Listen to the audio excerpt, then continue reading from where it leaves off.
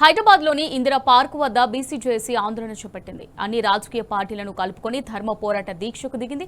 ఇక దీనికి సంబంధించి తెలంగాణ శాసన మండలి ప్రతిపక్ష నేత మధు సూదనాచారి మాట్లాడుతున్నారు. ఇప్పుడు లైవ్ చూద్దాం.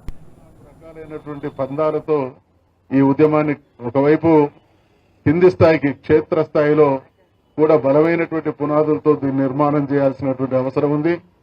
ఇది ఒక విలేజ్ యూనిట్ నుండి ఢిల్లీ వరకు కూడా అన్ని రకాల ప్రజలని కదిలించి అన్ని రకాల ప్రజల్ని ఆలోచింపజేసి అల్టిమేట్ గా దేశంలో ఉండేటువంటి బీసీలకు దిక్సూచిగా పరిష్కారం చూపించినటువంటి రాష్ట్రంగా తెలంగాణ చేజిక్కించుకోవాలనేటువంటి విషయాన్ని మనవి చేస్తూ చాలా సంతోషం.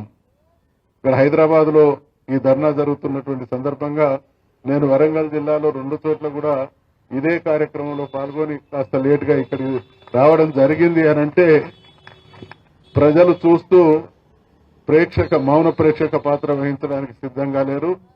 పర్యవసానాలన్నింటినీ పరిణామాలన్నింటినీ కూడా గమనిస్తూ ఉన్నారు. కాబట్టి ఏ పార్టీల పేరు మీద కావచ్చు, ఆధిపత్య అగ్ర కులాల పేరిట కావచ్చు, జరుగుతున్నటువంటి ఈ అణచివేత దీన్ని ఖచ్చితంగా బీసీ సమాజానికి సమర్థిస్తున్నటువంటి సోదర సంఘాలు కూడా మనస్ఫూర్తిగా ఒకే దేశంలో ఉండేటువంటి ప్రజల మధ్య ఈ వ్యత్యాసాలు, ఒకే దేశ ప్రజల మధ్య ఇటువంటి ద్వేషభావపూరిత వాతావరణం కొనసాగడానికి వీల్లేదు.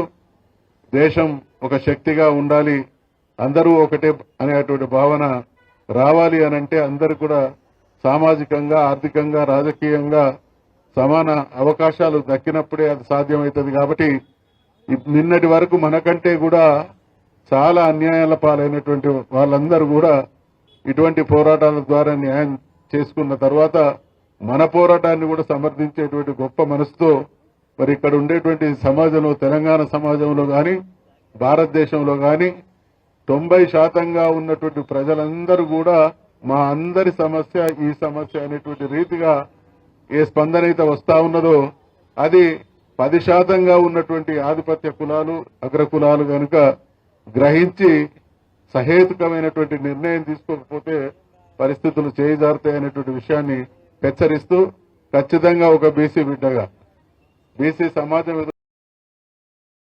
సమస్యలకు సాక్షిభూతంగా ఆ సమస్యలలో అనేక సందర్భాల్లో ఇబ్బంది పడ్డటువంటి ఒక వ్యక్తిగా ఈ పోరాటం, ఈ లక్ష్య సాధన సాగేంత వరకు మేము మీతో మనస్ఫూర్తిగా కలిసి పనిచేస్తామనేటువంటి విషయాన్ని మరొకసారి మనవి చేస్తూ, చాలా ఉదయం బహుశా నాకున్న సమాచారం 11 గంటల ఆ ప్రాంతాన ప్రారంభమైనట్టున్నది. అప్పటి నుండి ఇప్పటి వరకు కూడా మొక్కవోని ఆత్మవిశ్వాసంతో ఇది 2 కోట్ల తెలంగాణ ప్రజల బీసీలది, 3.5 కోట్ల అన్ని వర్గాలకు సంబంధించినటువంటి సమస్యల ఆత్మగౌరవ పోరాటం. కాబట్టి ఆ పోరాట బావుటాను మోయడానికి, ఎటువంటి పరిణామాలనైనా ఎదుర్కోవడానికి సిద్ధమని యోధులుగా సిద్ధమై దీక్షలో కూర్చున్నటువంటి మిత్రులందరికీ కూడా హృదయపూర్వకమైనటువంటి అభినందనలు తెలియజేస్తూ సెలవు తీసుకుంటా ఉన్నా.